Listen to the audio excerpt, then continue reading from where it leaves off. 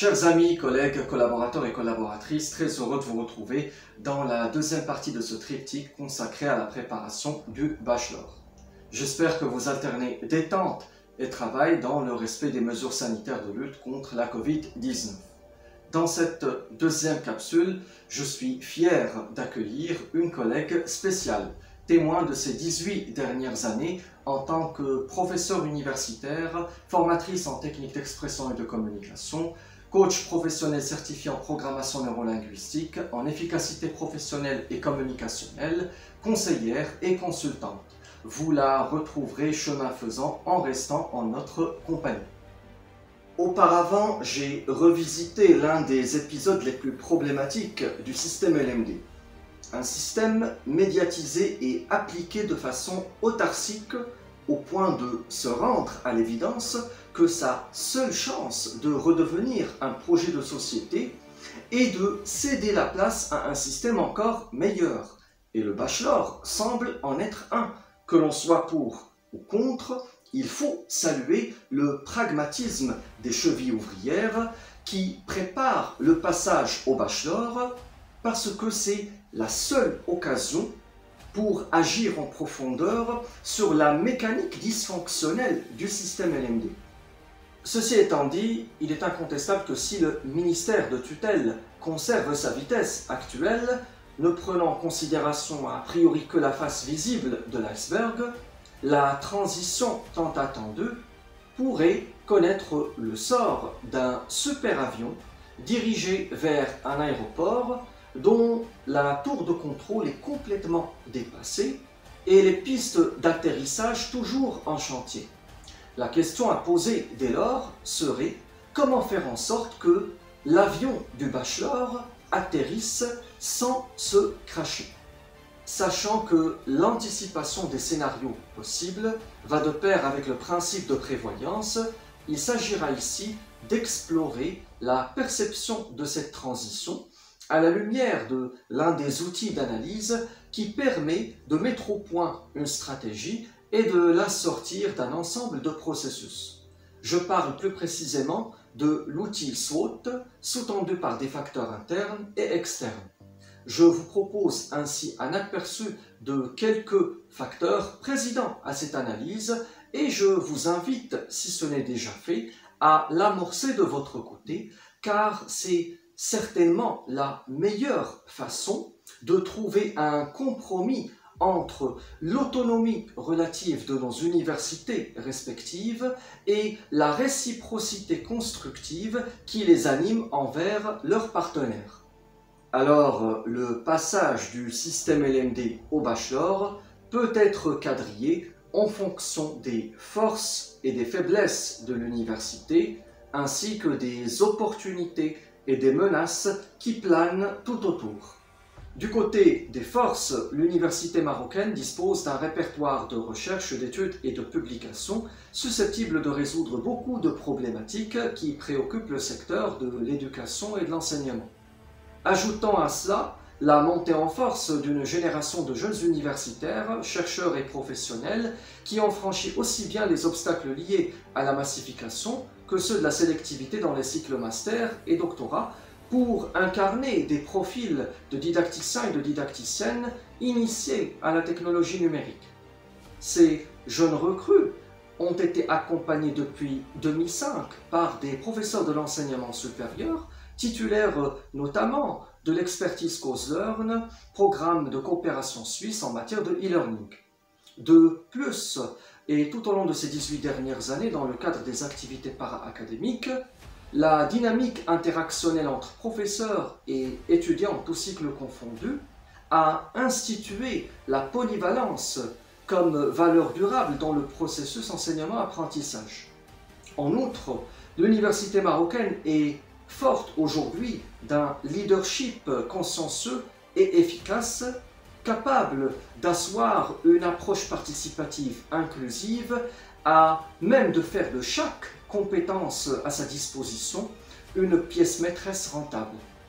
Du côté des faiblesses, il importe d'en évoquer quelques-unes des plus poignantes. Tout d'abord, comme vous le savez, il y a les effets de la politique d'arabisation responsables de la fracture psycholinguistique vécue au passage du secondaire qualifiant à l'enseignement supérieur. Et puis, la généralisation de la scolarisation, qui est tout à l'honneur du Maroc, a quand même exposé l'université au phénomène de la massification des effectifs au cycle licence, où le taux d'encadrement pèse très lourd, autant sur l'infrastructure que sur les professeurs.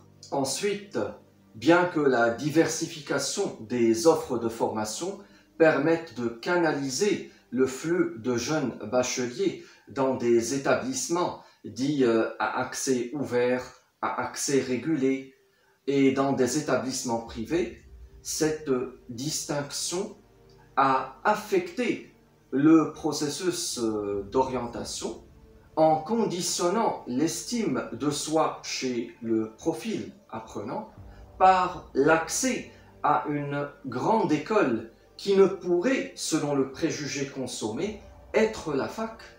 Enfin, la validation des prérequis et des acquis linguistiques, tout particulièrement, a fait défaut au système LMD, même avec l'existence des passerelles, que ce soit en interne ou en passant d'un établissement à un autre, et de surcroît en l'absence d'un dispositif de positionnement standard. N'est-ce pas, Nabila? Tout à fait, Hicham. C'est pour cette raison que le bachelor se présente comme une réelle opportunité à saisir de la part de nos chers étudiants. Il leur permettra premièrement de travailler sur la langue et de faire un véritable renforcement linguistique, ce qui les aidera à poursuivre leurs études sans trop de difficultés, et de deux, un travail sur soi. Donc les fameux soft skills, qui se résument en trois grandes familles, la communication, la personnalité et l'agilité. Travaillant sur ces deux pôles, l'étudiant pourra faire la différence sur le marché de l'emploi et bien sûr sur le plan sociétal.